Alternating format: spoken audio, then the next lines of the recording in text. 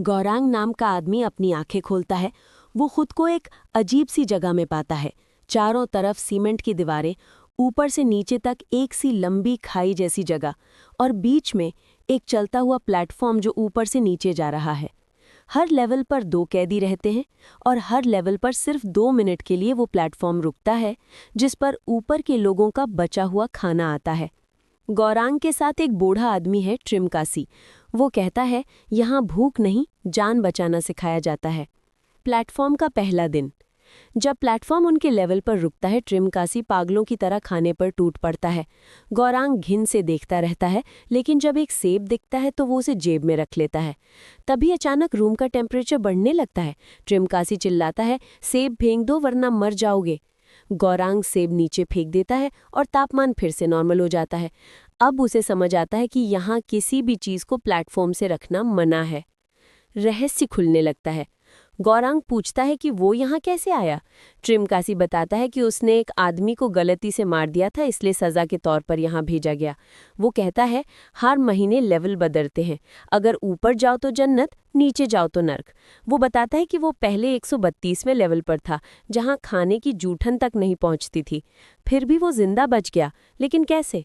उसकी आंखों में अजीब चमक थी, जैसे उसने किसी इंसान को खाकर खुद को जिंदा रखा हो। एक दिन प्लेटफॉर्म पर एक औरत बैठी आती है, मिहारू। वो घायल है, लेकिन खूबसूरत और रहस्यमयी।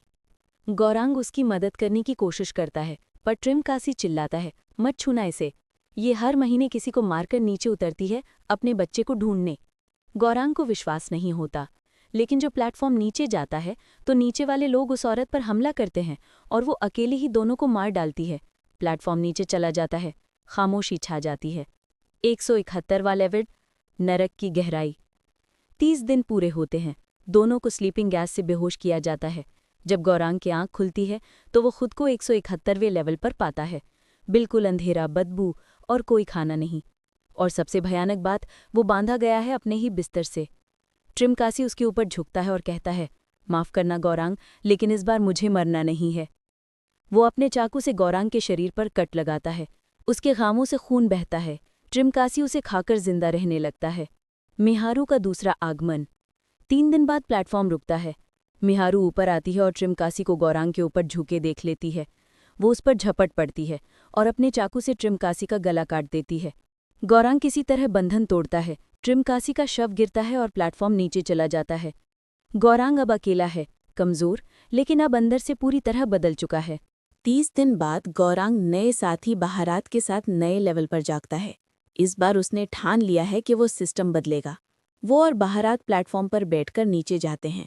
ऊपर के लोगों को समझाते हैं कि थोड़ा थोड़ा खाना खाओ ताकि नीचे तक सबको मिले, लेकिन कोई नहीं सुनता।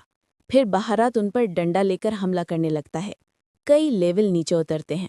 हर लेवल पर क्रूरता, भूख और पागलपन बढ़ता जाता है। सच्चाई की गहराई। नीचे जाकर उन्हें मिहारू मिलती है, मरी हुई। उसके हाथ में एक बच्चा है, यानी उसका बच्चा सच में मौजूद था। वो दोनों समझते हैं कि यही वो बच्चा है जिसके लिए वो लड़ रही थी।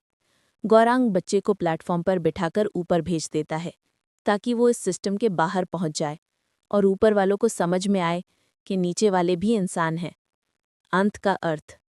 जैसे ही बच्चा ऊपर जाता है, गौरांग प्लेटफॉर्म से नीचे उतर जाता है। बहारात की मौत हो चुकी है। गौरांग की आंखों में शांति है। वो अब सिस्टम से बाहर नहीं जाना चाहता, क्योंकि उसे समझ आ गया है कि ऊपर नीचे कुछ नहीं होता। सब बस एक प्लेटफॉर्म पर सवार हैं। फर्क सिर्फ इतना है कि कोई ऊपर है, कोई नीचे। मॉरल। भूख सिर्फ पेट की नहीं होती। सत्ता, लालच और स्वार्थ की भूख इंसान को जानवर बना देती है। अगर हर कोई थोड़ा बांट ले तो किसी को भूखा मरना ना पड़े।